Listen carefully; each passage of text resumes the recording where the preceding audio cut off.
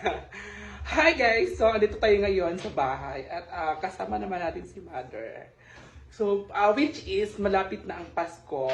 So, at syempre nagpapaganda po si Mami. Mami! Nagpapaganda po si Mama at nakikita naman natin na nagpakulay siya talaga ng buhok. So, tatanungin po natin siya kung ano ang plano niya sa darating na Pasko kasi malapit na ang month of December. After sa November is December. So, tatanungin muna natin si Mother. So, Mami, Ma, sa nalalapit na Pasko, ano ang plano mo at ano ang gusto mong ma-receive na regalo? Akong pangayaw karang taon. May sound. Katakan ba na? Sound system. Yun talaga ang plano mo. Ang grabe naman si Mother. Kasi ang plano naman niya ay sound system. O TV din sound. At saka, DVD?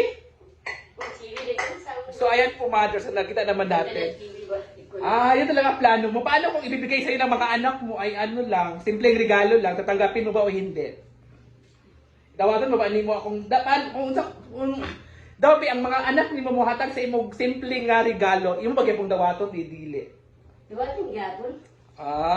So ayun pa si Mama. Gapon sa balay. Tatanggapin daw niya kung anong ibibigay niya sa mga anak niya kasi nagpaplano kasi yung mga anak niya sa regalo sa kanya. So, bakit ka nagpakulay ma? Anong kulay yan? Ano? Bakit ka nagpapakulay ng buhok? Ano na color kag buhok kay? Dapat din ako kay puti na makauban. Na kay manliligaw? Dada siya manliligaw si Mother.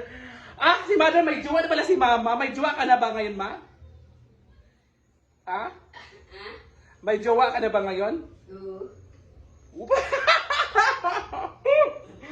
Kaya ayan po guys, at nakikita naman natin at narinig naman po natin na si Mama ay nagpapaganda kasi may jowa daw siya. So yan guys, bye, niya lang yun.